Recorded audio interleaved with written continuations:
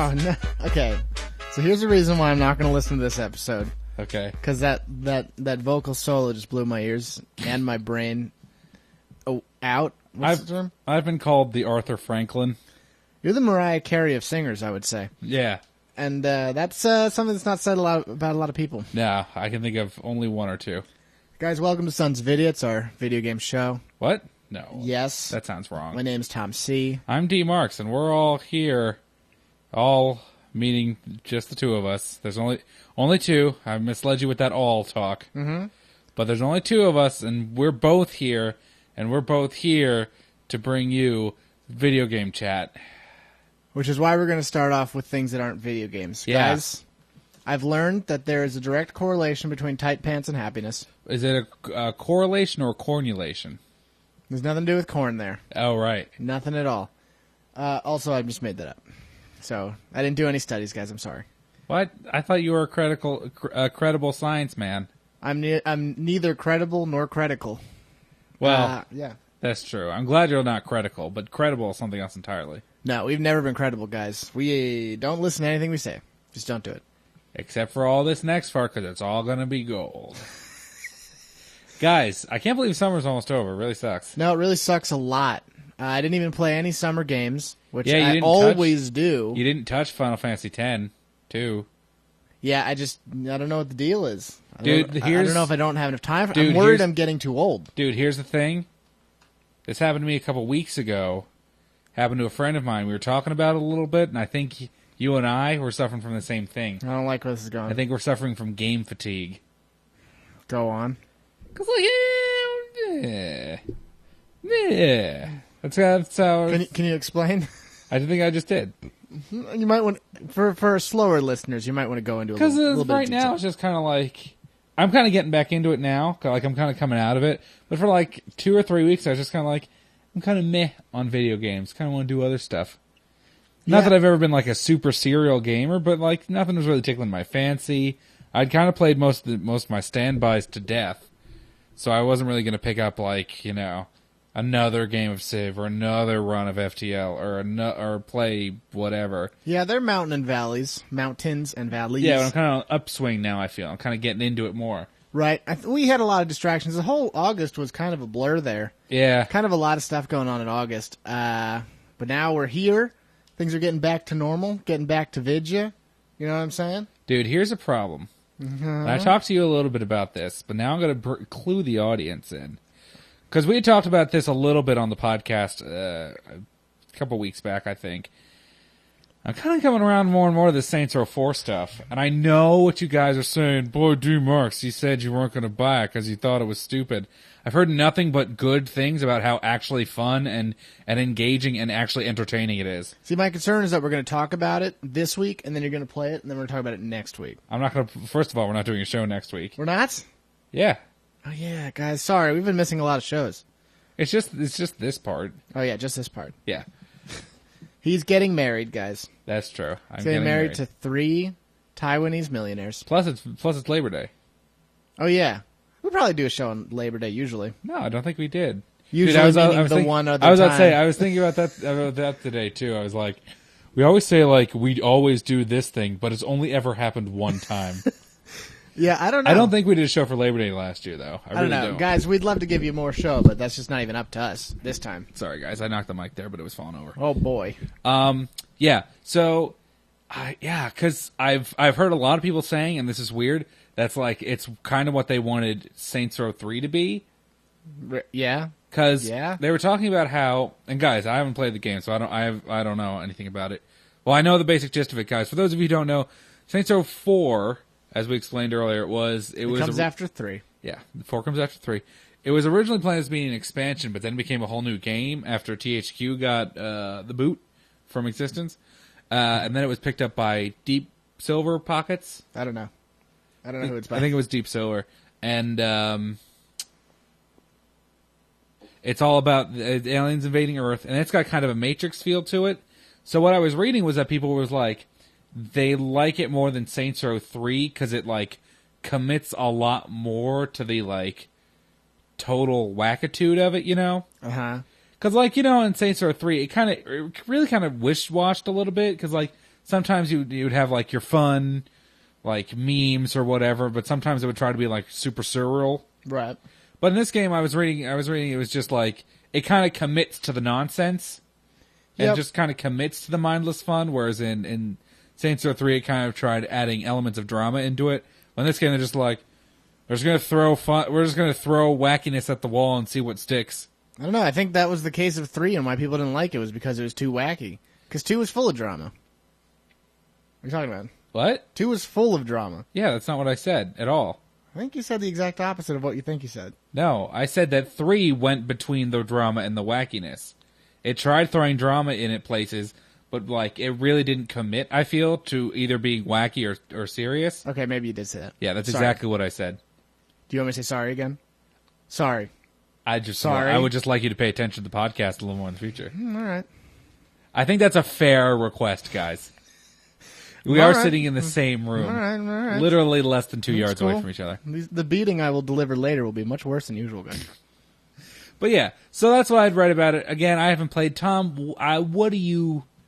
Has anything swayed your mind? Because you said pretty much straight up that you weren't going to get it. Here's what will sway me will be when it's like $10. I just can't see paying it full price for this at this point. It really does look exactly the same to me, and I really remember 3 too vividly, and that it wasn't that interesting. Because even though I bought it again for the PC, there's just no real reason for me to replay 3, and so it looks exactly like 4 does, and so it just isn't in any way making me interested.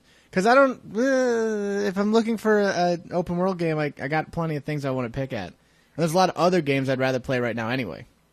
That's my problem. I understand that, but I'm just talking in more of a broader sense, not just like a right now. Not are you going to buy it this second, but I'll eventually buy it. Have you come around a little bit about it? I'm surprised to hear that people like it. That is what I'm surprised about. Okay.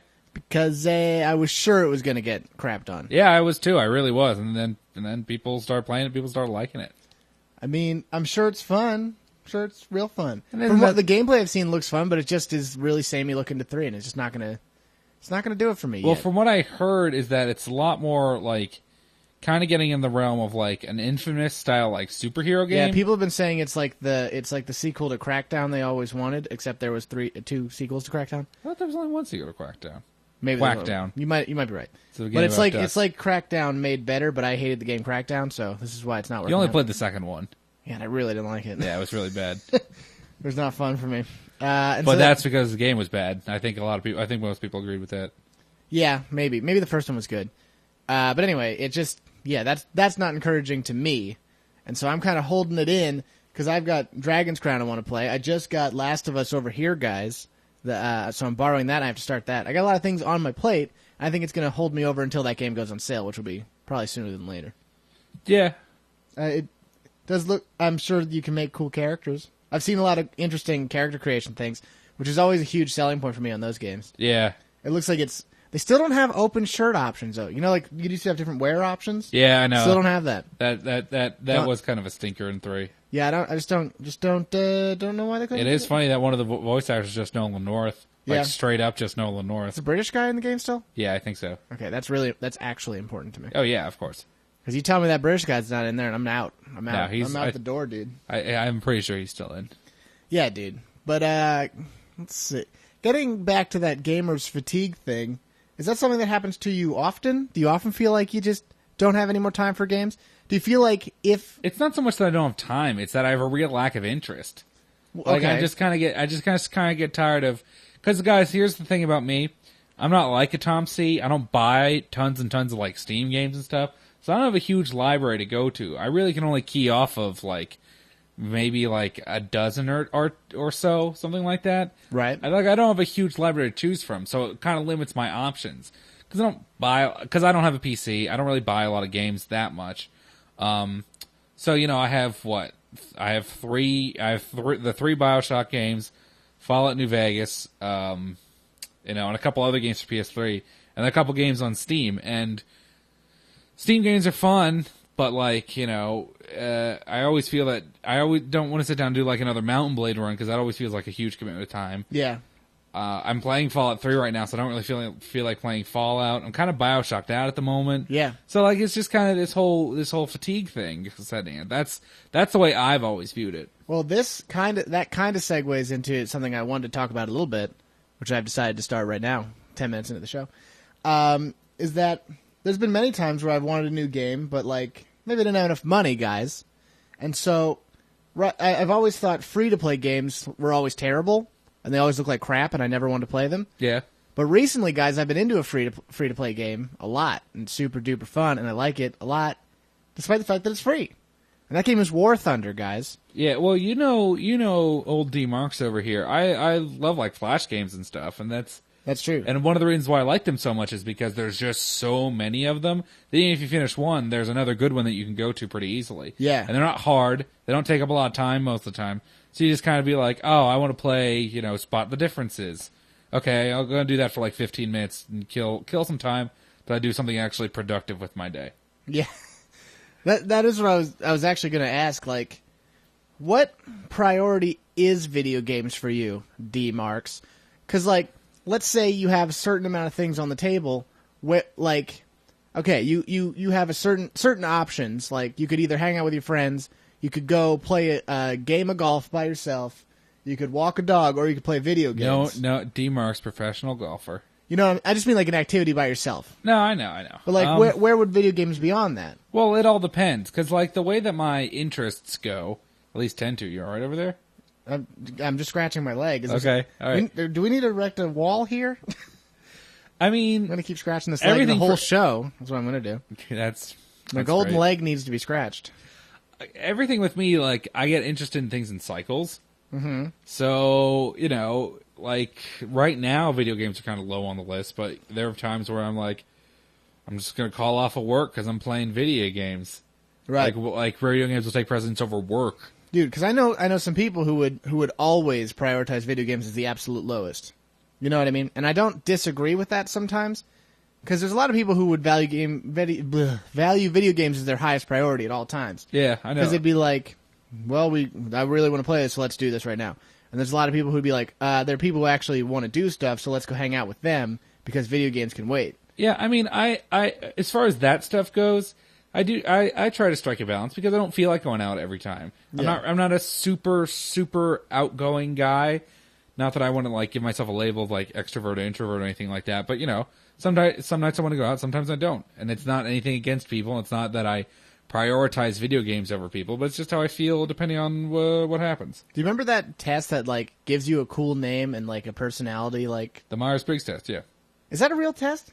Yeah, I mean, it's not like just an internet like you're people. Which anime character are you? Dude, people have kind of blown that out of proportion that I've read. Because I've like seen a couple people's profiles where they're like, I'm this. Yeah, and, like they actually like try and like really live by these things. No, or whatever. people put a lot of stock into stuff like that, and and this is more of a life reflection. I'm realizing more and more that like personality labels and stuff like that are kind of like bullshit. Kind of like the Zodiac is totally lame. In its own way, yeah. Pretty much. Yeah. Guys, here's a secret about the Zodiac. If you're not a Leo, you kind of suck. Sorry. But anyway. Yeah, but I'm a fucking dragon, so I'm like the coolest guy ever. That's a Chinese Zodiac. Yeah. Yeah. Okay, well, I'm a snake, so that's pretty good. Yeah. Compare a snake to a dragon. I know, it's not really. Also, by the way, I'm Sagittarius the hunter, so I can just shoot your lion with my bow. Yeah, a lot of people would argue that is what would happen. Don't know how much a bow affects lions, though. I think it wouldn't not affect it. Can we get someone to do a test on that? A bowman versus a lion? Yeah, test? could we get Ted Nugent on the line? Ted, are you there, Ted? Call it up, Ted. Anyway, no, yeah. Those label things are kind of weird. Guys, I was whatever the one was that was the Wanderer or the Cleric or something. I think it was a D&D game we were playing. I don't remember. Yeah, that sounds about right. I think you were the level 69 paladin. Yeah.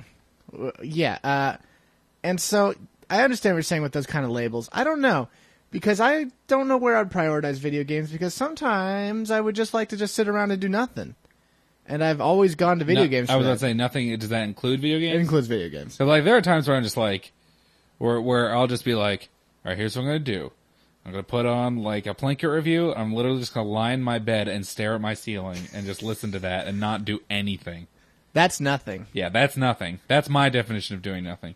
Do you like listen to the audio ones, or do you listen and slightly watch the videos? It depends. Most of the time I'll like listen and slightly watch. All right, that makes sense. But there are people who do even less than that. Like, imagine if you like were like, no, I'm not gonna hang out with my friends today because I'm gonna watch TV. Like, that seems worse to me. Well, again, I think that kind of goes back to what I was talking about before. It's like, some days I will do that, but that's not because I want to watch TV. That's because I don't feel like going out. Yeah, I get that. People who are like, nah, dude, Criminal Minds is on. I gotta watch that. Sorry, I don't know what DVRs are yet. Yeah. I don't even have a 15-year-old VCR player that I can get. Yeah, I don't understand that too much. But yeah, so I'm not obsessed with games. It's a passion of mine. I enjoy gaming. I mean, it's the closest thing I get to like I'm hesitant to say sport, but like that's what I'm going to go with. Right. I know what you're saying. Like an activity that I like. The activity that I share with friends 9 times out of 10 is gaming. Yeah. Like if friends and I are hanging out together, you and I, we're going to game. Mm-hmm. If I'm hanging out with other people, odds are if there's a game around, we're going to play it. So gaming is the closest thing I come to that kind of social activity that's like a set thing, Yeah. But if your friends were like, yo, we want to play Ultimate Frisbee or we want to play Marvel vs. Capcom, what do you vote for? I mean, I could go either way. I don't know. I don't know if we can keep doing the show with anyone who likes Ultimate Frisbee. Because it's not a real sport. Wait, maybe your version of Ultimate Frisbee is more intense than the real version of Ultimate Frisbee? Well, I mean, is golf a sport? Yeah, golf's a sport. So why is Ultimate Frisbee not a sport? Because Ultimate Frisbee is probably more physically intense than golfing is. Because Ultimate Frisbee involves Frisbees. And Frisbees are not sports. Okay, but what about playing with dogs with Frisbees? That's a sport. That's the greatest sport. That's because there's dogs there, though. Dogs are sports. You say, hey, sport. Yeah. What about Frisbee golf? Combines golf and Frisbee into a seamless hole. Actually, I think those holes do have seams, because I think they're more like a basket. I always thought it was like you put a hula hoop on the ground. No, I think... Do they really actually like dig a hole for the Frisbees? No, it's not like a hole. It's like this weird, like, almost kind of like tower thing that like juts up and like, it's like if you had to get a golf ball into like a basketball net that was tied, kind of like that. Wait, it uses a ball? No. Okay. It uses a Frisbee. But that's what I'm saying, like the catcher. That sounds like something that they started in like Guts or something. Probably. First, you drive your tricycle through this wall of foam. Then you throw a Frisbee into this hoop. Hosted by Mark Summers. Hosted by Mark Summers with Matt. Well, who's his name? Mac? Mo. Yeah, nailed it. Go. Anyway, I don't know why I'm bringing this up. Because I have a whole bunch of games I want to play. I'm just not finding the time for it, and I've been like trying to be more social lately. Well, I still have all these games that I'm desperate to play, but I'm like, I'm going to make time for people over this. Yeah. See, I like I said, I'm. It all depends on what I'm in the mood for, because I don't. I'm trying to figure out the way I want to word this. I don't feel the need to prioritize either one because what I do is I prioritize my opinion or what I'm feeling. Yeah, that's my priority. That makes sense. I didn't mean it like I'm just no. I know you weren't trying to like say anything. I know. Like what do you do most? Like what do you find yourself doing? Is what I meant more. Yeah, I mean Would you explain? Because and especially the way it works with like my friends is if we're doing something, it's like a very long session of whatever we're doing. Yeah. Like I'll hang out with my friends for like 6-7 hours before we call it quits. So like during the week, if they want to do stuff, I'm not always up to that because I'm like, we just did a whole effing thing on Friday. I don't have 6 or 7 hours. Yeah. I have to wake up in 6 or 7 hours. So yeah, like I said, I think I prioritize my opinion at the time over anything else. I think is the most fairest way. I think it's the most rational, most sane thing I've ever heard in my life. Yeah, I think I would classify that as an INTP style of thinking, which is also known in that community as the D marks. That's true. See ya.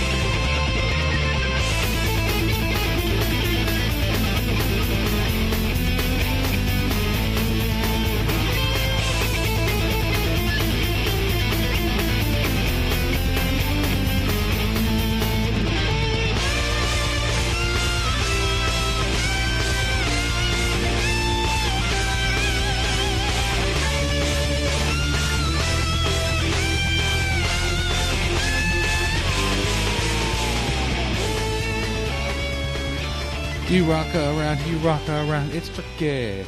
What? It's tricky. To do what? Rock around? You mean rock a rhyme? That's right on time? I rock around a rhyme.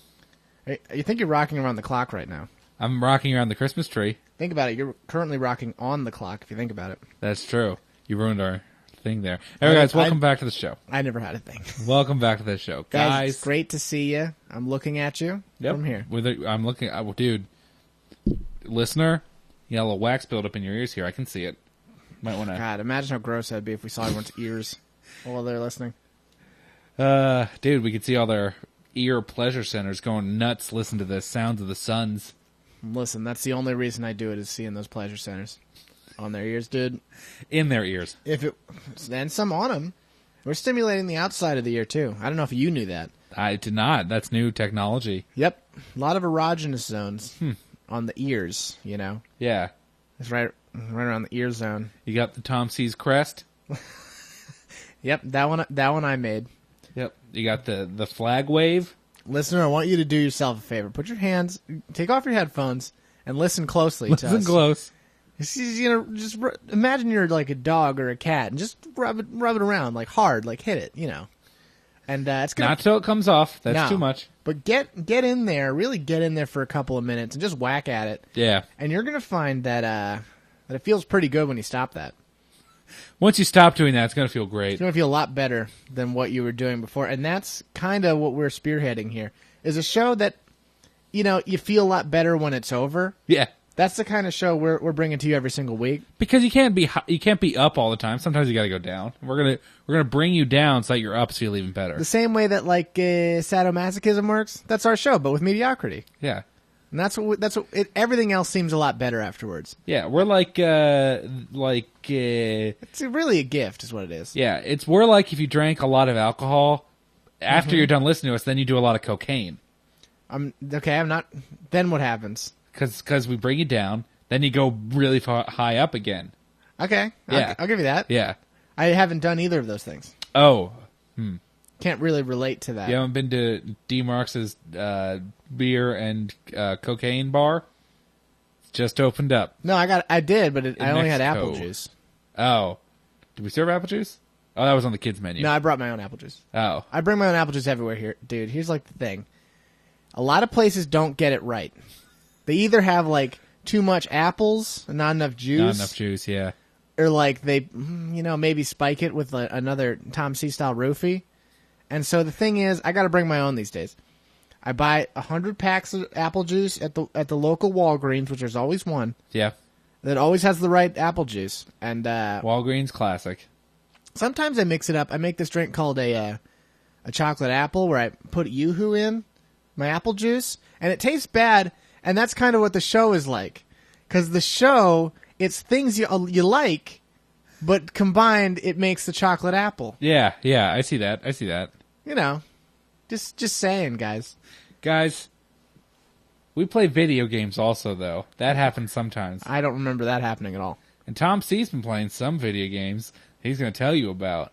Oh, I already talked about Warthunderr briefly earlier, guys. Yeah, why don't you go into a little bit more about that, because I don't know what that is. Warthunderr is a free-to-play game on Steam right now. And the thing is, it's about World War II style planes, and some older than that, but it's mostly dealing with World War II style things.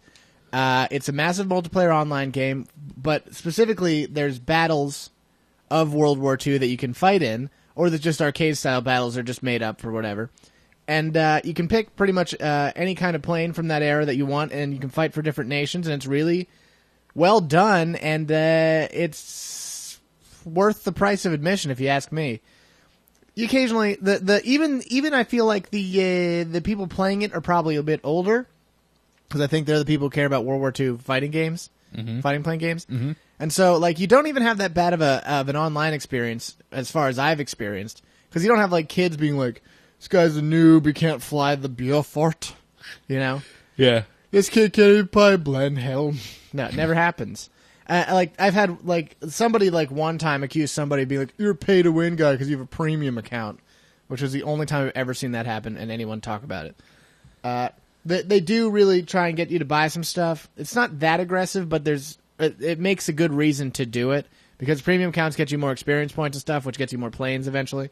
And so the leveling up system is pretty intense and deeply in the game.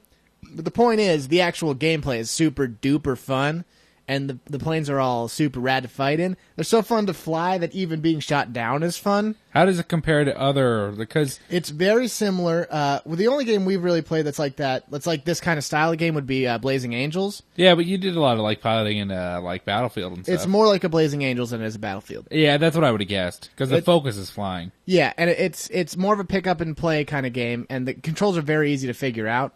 Which I seem to recall Blazing Angels being pretty easy to start out with. Yeah, I think unless it's like a Microsoft Flight Simulator, yeah. I think most flying games are designed so that you don't crash constantly. Although there is different levels of like deepness of the controls that you can give yourself, which I like, because they start off with like instructor difficulty, which is basically wherever you point the mouse is where you fly to, but you can also yaw control with some buttons if you wanted to.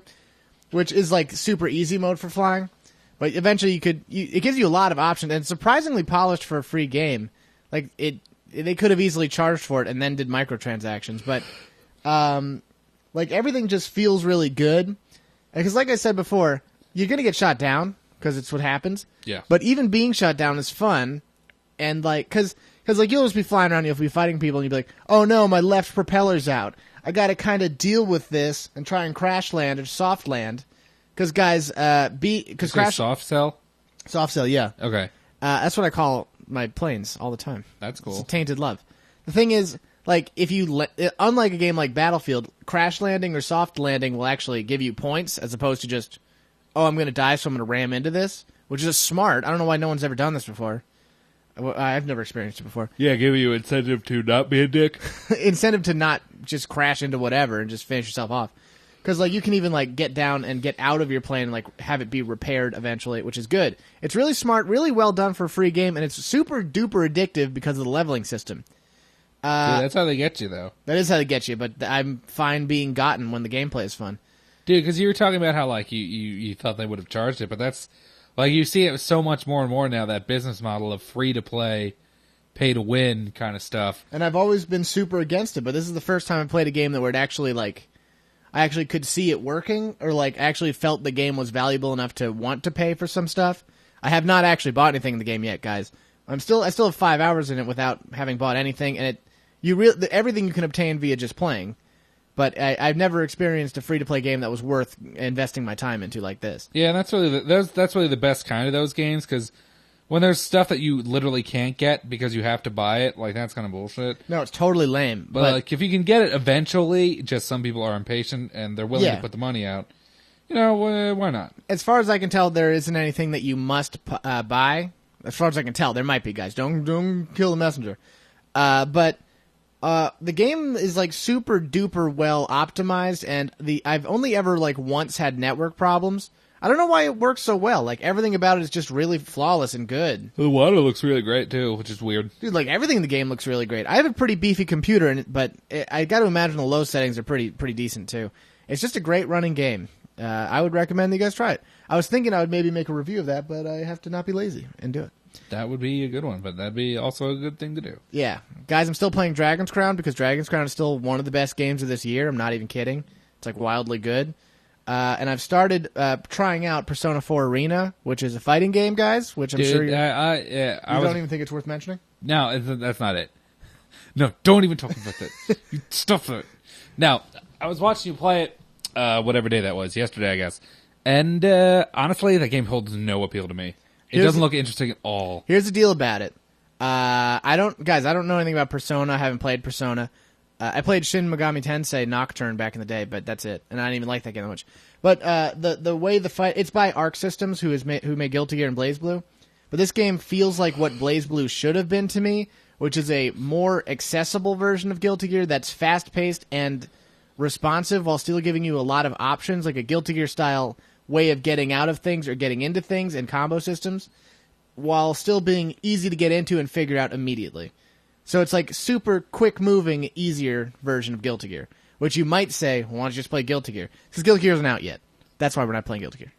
But it's still fun, the characters are all interesting, and the The fighting system is solid. I liked it a lot when I played it. I played maybe just a little bit of the arcade mode so far, but the characters are all cool looking. I don't know. I just say it doesn't look like it holds any interest to me. Well, what doesn't appeal to you? Is it too Japanese? I don't want to say everything. Yeah, that's not helping. But, like, I don't really like the art style. I don't really like what I saw the story, like, the premise of the story. The story is baloney. It's just there to hold the fight. I realize that. But even that, like, doesn't hold my interest. Because even in Guilty Gear or Soul Calibur or something, I'm kind of at least, like, willing to go along for the ride. This game, No, I absolutely don't care about the story at all either. And it was kind of just whatever. But the fighting is actually pretty fun, is all. Because I found myself getting... You've always been more of the fighting guy than I have. Yeah, that's true. But I found myself like getting into the fights and being upset when I like didn't win because I was getting into it and I was actually enjoying it, which a lot of games... Like when I first picked up BlazBlue, I didn't feel the same way about that. I was just like, this is whatever. Yeah. Because it's less casualized than BlazBlue is, as far as I'm concerned. Because there are more options and stuff to do. And I think it's a pretty cool looking game. Yeah, I don't know. The problem is it's the same reason that we're like we don't really go to other cons aside from Otacon because I've already done the best, and why do anything else? Because Guilty Gear isn't out yet. That's the good reason. Yeah, but we can play other Guilty Gears. It's true. It's true. We could play other Guilty Gears. Although we have been playing a fair amount of Gundam Battle Assault. It's true. Which I don't really consider a fighting game, which is weird. You should, because that's the only genre. Well, it is, but it is a fighting game. But I'm not playing because it's a fighting game. I'm playing because it's a Gundam game. Yeah, but that is the reason you're playing it. But it is a fighting game. Yeah, but it's probably one of the most entertaining Gundam games I've ever played. No, it's the best Gundam game there is, like straight up. Yeah, which is weird. It's sort of weird. Yeah, because like I still haven't. The audience doesn't even know how much of a Gundam mood you're in right now. I talked about it a little bit before. Yeah, I don't think we didn't bring it up last week. I think we did. No, you meant to bring it up and we didn't. I thought I did. Regardless, yeah. So I haven't started playing Side Story yet. I want to, but just haven't gotten around to it. Okay, for the audience who isn't aware, he got that one thing for Dreamcast. That's the game. Yeah, which he didn't explain at all. They know nothing about. It's like a weird Dreamcast game about Gundam that, like, I don't know if it was big or not. I think it was. I always remember it. I always remember it from Dreamcast. Like I always remember seeing the box art and stuff. Really? I remember thinking how weird it was. It was a Gundam game because I never really. It was like right around. I think it came out right around the time I started watching 8th MS Team first came out in America. Mm-hmm. So I like had a very vague understanding of Gundam and stuff, and I was like, I know what that is, kind of, but it looked really. Since the mobile suits weren't painted like their normal colors, it was kind of like weird looking and stuff. Yeah. So yeah, maybe it's just me. Maybe I'm the only one who didn't remember this game. Apparently, everyone else. I totally remembered it. I just never. Yeah, everyone else seems to remember it but me, and I had a Dreamcast. If I'd remembered that when I had one, I would have gotten it. Probably because you were a doofus. Well, probably because I didn't pay attention to Dreamcast back in the day. Oh yeah, neither. Because I didn't have one until like 2 years ago. Good call. Yeah. Yeah. Anything else you've been doing? I finished Minerva's Den finally. You started and finished it, guys. After like 3 years of getting it. Yeah. What? Do you want to spoil the whole game? I won't spoil it, but I'll go into I'll give it a synopsis. I'll give it a rundown. All right, give it to me, girlfriend. First of all, Minerva's Den is the DLC that was released for BioShock 2, so this was like 2 years ago.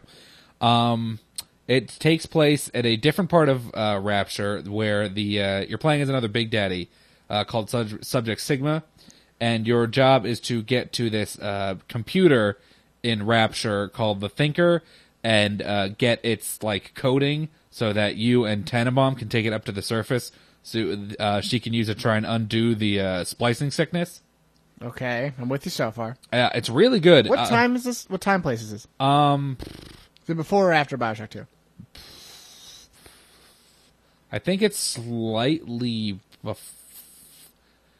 I don't remember. Okay. It might be... It's concurrent. It's like when Lamb's in power. All right. So it's probably a little before. All right. But... I mean, if Tannenbaum's still there, then it must be before, right? Yeah. Yeah, that makes sense. But she comes back in, too. Oh, yeah, that's true. But regardless, yeah, I liked it a lot. I liked the fact that it was a different part of Rapture. And this is, again, when we had complaints about the Burial at Sea stuff for BioShock Infinite, one of the reasons why I liked this DLC so much was because it offered another look at a different part of Rapture that didn't have anything to do with Jack or Ryan or Lamb or really Tannenbaum or the Little Sisters or anything like that. Yeah, which is what I felt like they should do with Columbia. Yeah, absolutely. Infinite. That's. I also felt that way, and I really liked it because of that, because it offered a glimpse at a different part of Rapture and it showed that didn't really have. You don't always have to do something involving the story for it to be good. Yeah, even people who don't like 2 like Minerva's Den, guys, Yeah. just because of this idea. The only real problem I had with it was, since the BioShock game, obviously, since the BioShock thing, there was obviously a twist, quote unquote. They gave one hint to the twist like too soon, and I got it before, like I knew what it was before like the big reveal. That kind of Is it a simulation? No. Is it not a bad guess though? Hold on. I don't know anything about the game, so I'm just assuming. Okay. Somebody is somebody else's sibling. No. Okay. Somebody turns out to be one of the protagonists from a different game? I mean, if you consider Tannenbaum a protagonist. But that's not known at first? Oh, no, nothing like that. Okay, then I don't know what it is. See, and that's one of the reasons why it's so good, because they didn't have to resort to any of those, like that shock value kind of thing where it's like... Those are my basic twists that a lot of games like to pull. Yeah, because like it's not anything where it's like, you turn the corner and then Jack's helping you out. Wowee! He's right there with his plasmids and a shotgun. Yeah. Woo! Yeah, it's nothing like that. It's just, it's a good story. It's well written. Oh, does it turn out you're helping the bad guy the whole time? No, shockingly Darn enough. it. Okay, that was another good one. I like that idea, though. Yeah, it's just an all-around good, well-executed, well-paced story that I liked. Yeah, I've actually been in kind of a BioShock mood, so maybe I'll do that. Do you have it? Yeah. Oh, it's definitely worth the play then. Absolutely. All right. I'll do it. Yeah, it's quite enjoyable. I had a good time with it. Yeah. Although just earlier today you're like, I'm kind of BioShocked out. Well, that's part of the reason. Because you played it. Yeah. Makes too much sense now that you say it. It is cool though because the bulkheads, the sliding up up and down bulkheads, they have like this cool like Art Deco owl design on them because it's like Minerva's Den and she has an owl. I'm into that. That's a representation, so it has like this cool symbol. Is it like just a standalone DLC, or do you have to like find it in the game? No, it's standalone. It's Yeah. just a total side story. You can just pick it up and play whenever you want it. I see. It's very really good. tempting. It's very enjoyable. I quite liked it. Well, maybe I'll just do that then. Maybe I'll do it. Guys, Anyway, guys. in other news, Rome 2 is coming out Yeah. next Tuesday. It's a week from today, guys. I said it before, but it's a 35 gig download, so we probably won't be talking about it next week. You're going to have to rock up. Oh, wait, no, you guys aren't going to be here with us next Yeah. week. Sorry about that. So maybe by the next podcast, we'll have talked about it. Yeah, probably. I would like to hope. It's going to probably take the entire week to download it. Yeah, that makes Because sense. it's 35 gigs, like I said before. That makes sense. So that'll be fun for you guys, I guess. Right? I wonder if you could like go to like a Starbucks. I've always thought about this. I've always said before they should have libraries for just downloading things. Yeah, just go to like Starbucks, download it to like your laptop, Like they should and then have- just move all the game files onto your PC. Like they should have areas where there's just an extreme amount of internet, like an internet way station that you go Yeah. to and you just download like a million gigs and nobody cares. That's what I want. That's the future, guys, except everywhere will be that way station. Guys, there should be no limits on bandwidth. No, there really shouldn't. There's It's really no outrageous. conceivable reason why that's the But thing. guys, you should use up all your bandwidth emailing us. That'd be so much. That'd be so much. I don't even know how you'd do it, but do it. We have the Gmail, sonsofvidya@gmail.com. You guys should email us anything you want to know. They could conceivably use up all their bandwidth watching our videos. That's true, but I don't advise that because you want to talk to us instead. Well, they can leave comments right on there. On our YouTube page? Yeah. And Wow. on each individual video. Guys, ask us questions, give us comments, give us suggestions, anything you want. You just say hi. I don't care. Just, you want to talk about foods? We know about foods. Yeah, we know a little about food. Why don't you hire us for your next event? Come on and use me. Guys, and we're about to use up your fun capacity, Oh, giving no. you all of the speed Speed reviews. reviews. Tom, this is the top 10 extreme sports games. Oh, yeah. Number 10, BMX XXX. BMX Triple X is a game where you play as a naked BMX driver. That's not a joke. That makes it the best game of all time. 10 out of 10. Amped 2. Amped 2 is a sequel to Amped 1, where you're Louis Ampere, and you have to figure out all of the amps and electricities, and you're going to go down as the greatest French scientist in history. 10 out of 10. Number 8, Tony Talk's Pro Skater 4. Tony Hawk's Pro Skater 4 is that one where you rode on a skateboard. Kind of hazy right now. There's probably some levels I think That was the one where they still had ollies. Very important. 1 out of 10. Skate 3. Skate 3 is another popular science game, not unlike AMP 2, where you learn all about skates and stingrays and their biological habits, their diets. It's very interesting. It's an underwater fantasy world. It's a 9 out of 10. Number 6, Dave Mirra Freestyle BMX 2. Dave Mirra is a bicycle rider, and he rides in the Tour de France, and he occasionally does a jump. And because of that, they made a whole game about doing that jump sometimes. It's about 6 hours of racing, followed by 1 jump. 1 out of 10. Jet Set Radio Future. You're in a set of jets, sorry. It's a complete set of jets. And they use the radio to go into the future and then fly jets in the future. Really great. 2 out of 10. Number 4, SSX3. SSX3 is that snowboarding game with the girl on the front. You remember the box. You probably saw it in magazines when you were like 10 years old. So it gets 10 out of 10. Tony Hawk's Pro Skater 1. Tony Hawk's Pro Skater 1 is kind of like Tony Hawk's Pro Skater 4, except I think there's 1/4 as many ollies as there was in 4 in this one, because they were just getting started. So their budget was a little small. So it gets 5 out of 10. Number 2, Tony Hawk's Underground 2. Tony Hawk's Underground 2 follows a group of dwarves who love to do... gnomes. Follows gnomes who do skateboard tricks. They make their own skate parks out of volcanoes and tiny rocks. It's pretty good. 10 out of 10. Skate 2. This is probably the weirdest one on this list because it's all about ice skating. It's Christy Yamaguchi's Skate 2. It's it was extreme in really some way. enjoyable. I really liked it quite a lot. 10 out of 10. We did it. Guys, we're going to see you in 2 whole weeks.